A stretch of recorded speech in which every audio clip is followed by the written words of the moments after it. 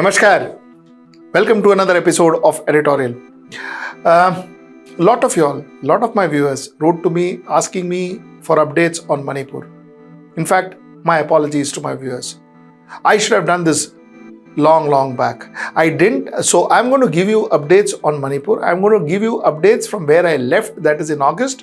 From August till now, what all has happened, I'm going to give those updates to you in this editorial. That's what I'm going to do today. Let's get right into the show. Okay, the way I'm going to go about it is, first, from August to September, I'm going to take you through some headlines which gives you an idea of the crimes that happened during this last 1 month. Number one. Post which, what I'm going to do is, I'm going to get into some specifics. What the Supreme Court had to say, what were the flaws, what were the lapses, so on and so forth. After which, we will join the information, we will club this information and form a conclusion as to what is happening in Manipur till now and what is that we expect as people of this country, citizens of this country, what we expect the government should be doing. So this is how we will do our editorial, and let's get into the first segment of the editorial. Now I will start with where I had left. The last report I had done in your channel was I had spoken to you about Supreme Court shifting 27 CBI cases, including crime against women, to Assam. I had done this report. This report was on 25th of August. Now let me go to the second report. The second report, 1st of September, was 6 feared killed as gun battle enters the third day. This was on the 1st of September. Now let me go to the next report on the 4th of September. UN experts alarmed by continuing abuse in Manipur. Now let me go to the 4th. Manipur, fresh violence in Palel, death toll rises, more than 50 people injured in gunfights. This was on the 9th of September. Now let's come to the 12th of September. 12th of September is Manipur violence. 3 people from Kuki Zo community reportedly killed in ambush by armed miscreants. This was on the 12th of September. Now let's come to the 15th of September, 175. This is a very important report. 175 killed and 1,100 injured in 4 months of Manipur violence. This was on the 15th of September. Now let's come to 16th of September. 5 cases of crime against women during Manipur violence handed over to CBI. Days after police officer killed in Manipur, army soldier was found dead. This was on 18th September. And now let me come to my last, that is Manipur violence. Mob tries to storm police station over arrest of 5 youth and curfew imposed. This is the report of 21st of September. So this broadly gives you what all were happening. Not that this covers everything that happened in Manipur. Not that it covers everything that happened in Manipur. But this is what I gathered in the last 1 month. These were the reports that I gathered in the last month, which I wanted to present to you. Now let me go into another important aspect. Like I told you, one of the most important reports in this, what I just spoke to you about, is that 175 people till date has died in Manipur. 175 people have been killed in Manipur. Let me rephrase it. And 1,100 people are injured. This is the status and the count continues. This is the unfortunate part. Now let me tell you the second part. You see, let us talk about some of the lapses that has happened. Now, I am not saying this. The Supreme Court is saying this. The Supreme Court slammed the state machinery in Manipur over the lapses and delay in filing FIR and investigating cases of violence that have been reported since May 3rd. A look at the Manipur government status report submitted in the court shows glaring errors in the FIRs that were filed and the lapses in investigation.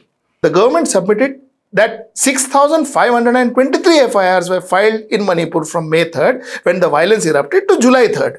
For this, 11 of them are related to sexual violence against women. Now, this is what the story is. The court says, boss, there are huge lapses in your FIR. Now, let me tell you what are the lapses that the court found in the FIR.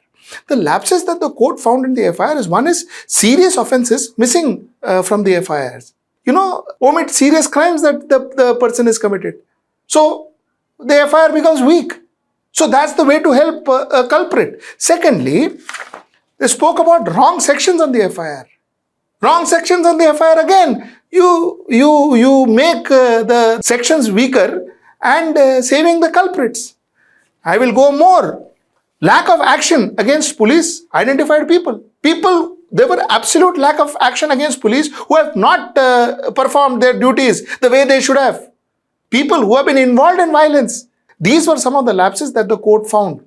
And these were some of the lapses that the court spoke about. Now, hearing in the court, central government assured the Supreme Court that the 11 case identified as cases of violence against women and children would be transferred to CBI for investigation as far as recommendation of the state government is concerned. However, petitioner pointed out before the court that both the Kuki and the Methi community have given examples of cases of assault against women and children which have not been flagged in the status report.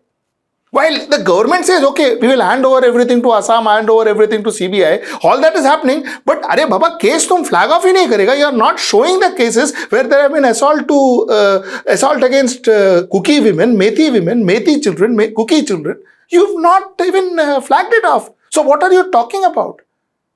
So, I mean, everything that can go wrong, has gone wrong. Now let us understand what are we talking here. You see, we are talking about clear administrative flaws. We are talking about clear lack of will to act against the culprit. We are talking about absolute take it easy attitude towards culprit, towards writers.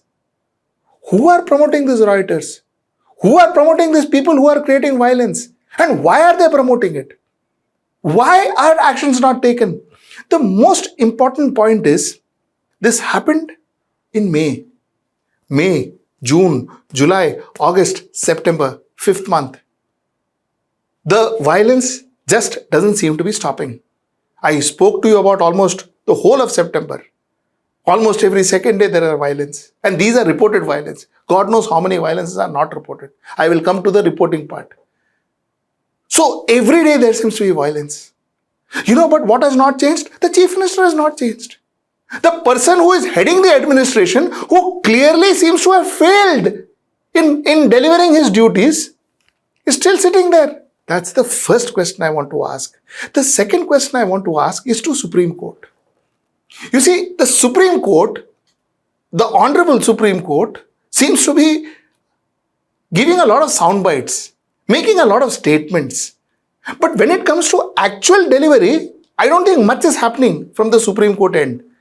Because this was the same Supreme Court who said that if you don't act, we will act. What is the Supreme Court waiting for? Every day of the month, there is some violence or another. Every day of the month. Act. The government is not acting. Clearly the government is not acting. The government is not willing to change the Chief Minister. Clearly the government is not acting. Neither is the central government, the Home Ministry doing anything or the Chief Minister doing anything. Nothing has changed. Everybody is as is. So, what more is the Supreme Court waiting for? How many more lives should be lost before the Supreme Court acts? What more does the Supreme Court need? Now, this is the point I wanted to make. The last point before I end is, you see, it is so sad, isn't it? It is so sad. The police doesn't have time to file FIRs, sections are weak, the crimes are not mentioned, so on and so forth. Some FIRs are not mentioned. Some FIRs are not even heard of. No, some crimes just happen. Nobody takes cognizance to that. This is all what is said. But the fact is, they have enough time, effort to file FIR against Editors Guild on Manipur report. They have time and energy to file FIR against Editors Guild. This surprises me. Why is this government always on punishing the messenger instead of punishing the perpetrator? Why is this government doing it?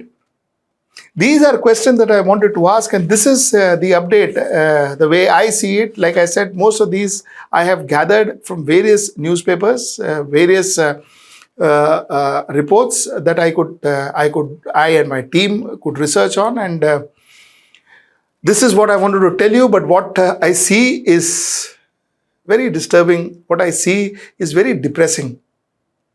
I hope, I pray that somebody, either in the Supreme Court or in the government, take some cognizance to this and put an end to this violence. Our people are dying. Our people are suffering. 1,100 people injured. 175 died, killed. What more will it take us to act? Till I see you next time. That's tomorrow at 10 p.m. Namaskar. Sorry, it is not tomorrow at 10 p.m. I'm sorry. We're taking a break. We're taking a days off tomorrow. HW News Network will be shut for a day. We will not be broadcasting news tomorrow. On the occasion of Anant Chaturthi, we are taking a break, all of us. So we will not be on air tomorrow. So we'll catch you day after tomorrow at 10 p.m. Take care and have a great Anant Chaturthi.